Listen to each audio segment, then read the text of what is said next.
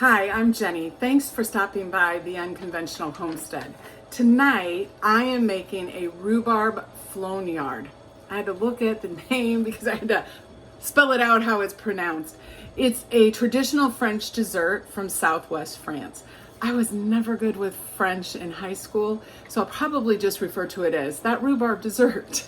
My sister found this recipe. She is so good about finding kind of great recipes that use things from our garden. And so it's super easy. We really enjoy it. We actually enjoy it cold. So I'll make it one night, we'll start eating it the next night. And there's enough for 4 nights for both Anthony and I. But it's easy and it's yummy and it uses the rhubarb. So we're gonna use up the last of the rhubarb that was picked last week. But you can use frozen as well. I just would pour it over the bottom of the pan. So come join me and let's make some rhubarb dessert. Okay, so I am going to make the rhubarb. So I start with the mixing bowl and I'm gonna crack for our modifications. I use 8 eggs. The original recipe only has 3 large eggs, but because I'm using our zucchini flour, that's from our zucchini from our garden last year, dehydrated, and then I powdered it. It acts like coconut flour, and so you always need to add some extra egg or liquid, and so we do egg. So we use duck eggs, and so I'm going to crack 8 of them. We save our eggshells. Anthony kind of pulverizes them in a NutriBullet, and he uses it in the garden so that we don't throw any of our duck eggs away, our duck egg shells, I should say. So I'm throwing them back in the sink and I will wash those later, and then we dry them. And I have a bowl here that I keep them, and then when the bowl gets full, he takes it out to the garage and adds it to his box. And our garden soil gets amended with calcium. We had a problem, probably 4 years ago, with some rot on the bottom of our tomatoes, and we haven't had that problem since, or as big of a problem since. I love this. I got this on Amazon, and it really does a nice job of whipping up the eggs. So I like to whip up the eggs because we are going to use, at the end, we're going to use our immersion blender. But I have learned when I did eggs, I freeze-dried eggs, and I just used the immersion blender. I had a few egg yolks that didn't get mixed up. So I use this first, and then I make sure that it all gets mashed up. So I use 1 1/3 cup of sweetener.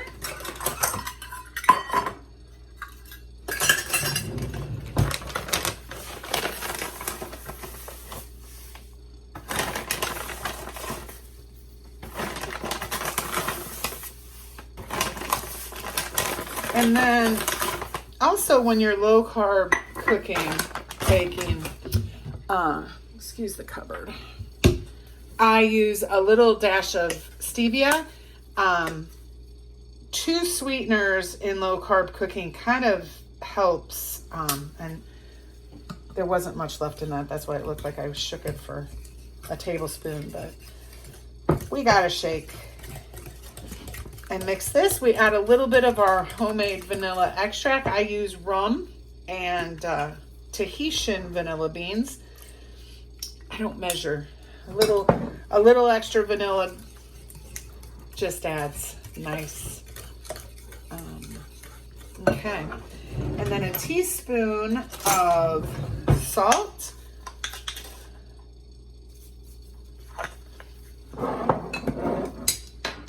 Okay, and then I use a 1/2 cup of our zucchini flour. So this is a 1/4 cup measure. And then we also use 1/4 cup of coconut flour. I think, you could use 3/4 cup of either one of those, but we have the zucchini flour, and so I want to use that. And then we use 1/4 cup of almond flour.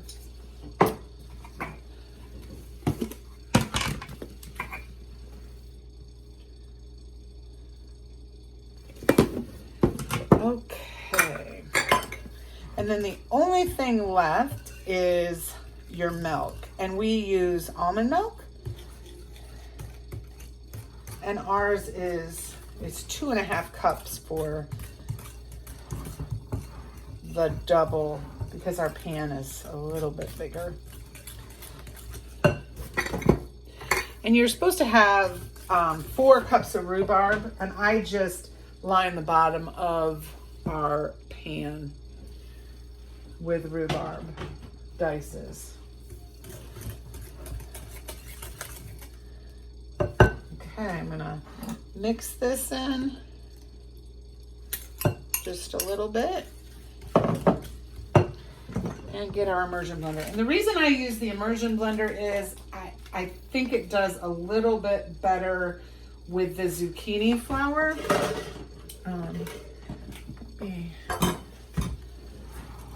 So it is clumpy, and I like smooth. So I did this the first time I made it. After I poured it in there, I poured it back out. So don't mind the noise for that.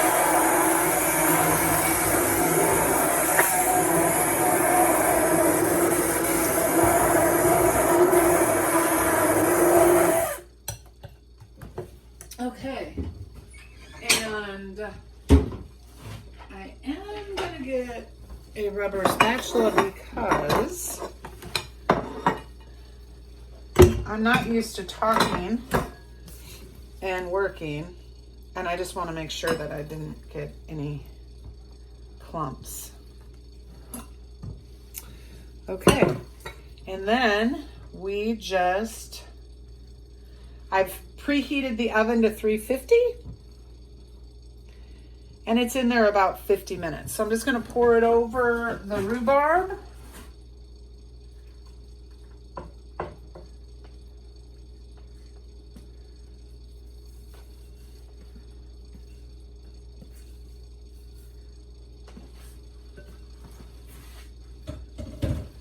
I'm going to bring you a little bit closer. So there it is. The rhubarb floats up to the top, but it'll be just fine. Like I said, I'm going to put this in a preheated 350-degree oven for 50 minutes, and we'll bring you back when it's done. This is 50 minutes. So this is 50 minutes of the rhubarb Flaugnarde, and it's still really liquidy in the center there. So I'm going to put it in for 10 more minutes, and we'll check it then. So we have the rhubarb Flaugnarde out of the oven. You'll notice that it's still, if I shake it, it is a little jiggly, but it's brown. And I just know from experience that this is perfect. I'll leave it cool for a few hours and then put it in the refrigerator. I'll cover it with some press and seal wrap and put it in the refrigerator, and we will have it tomorrow night, Monday night after dinner. I'm going to cut the dessert. This is Sunday night, so it hasn't been in the refrigerator firming up like we like it, but you can certainly eat it right after you make it.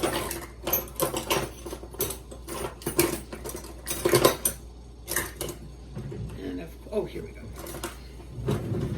My very well-used Pampered Chef scooper.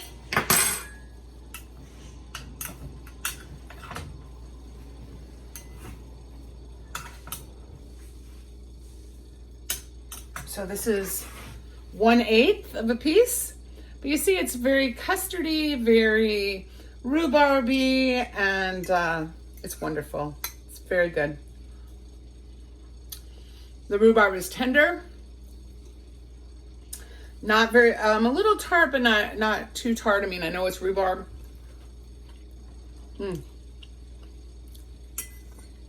Nice flavor, nice custard. We hope you enjoy this. My sister is very good about finding new recipes and sending them to me. And this has been probably my favorite this year that she's found. So it's really good. Hope you enjoy it. Well, this is Monday morning and I pulled out the rhubarb dessert so you guys could see the difference of it after it sat in the refrigerator. So it's much firmer.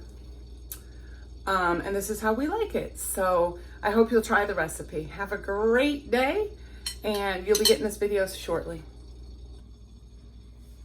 Welcome to the Unconventional Homestead. I'm Jenny and we're just going to do a really quick shoot with making whipped cream to go on top of our rhubarb dessert, our rhubarb flambe, that fancy French word. Anyway, we're getting ready to have some dessert and I thought this would be a perfect opportunity to show you. So we have heavy whipping cream. We have a whipped cream dispenser. There's a line on it and you don't want to exceed that line. Don't ask me how I know. If it's too full, it won't whip up properly. And so you kind of eyeball it from inside. The line isn't on the inside. We add a little bit of vanilla. Again, I don't measure. And then a little bit of sweetener.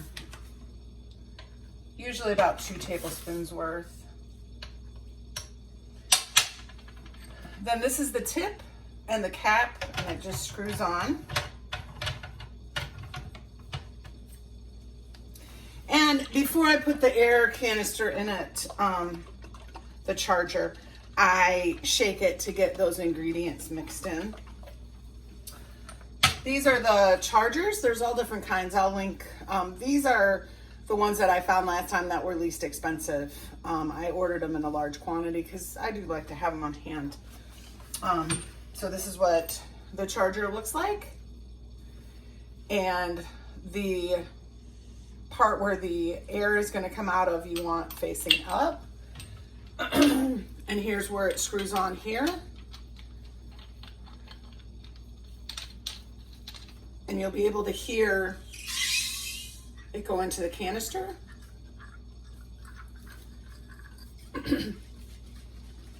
I have found if I shake it a little bit and I let it sit for just a short while that I don't have as many issues or mistakes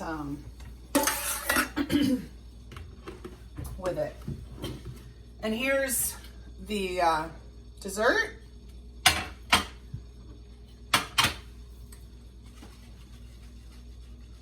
I'm gonna try it in the sink. Oh yeah, it's working. Because once in a while I get a little overzealous and it's not quite put together. But there you go, you can make your own whipped cream canister. Thanks for joining us at the Unconventional Homestead.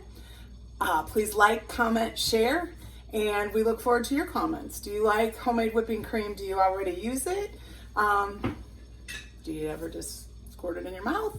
You know, those types of things. So thank you, and friends, we look forward to seeing you very soon. Bye.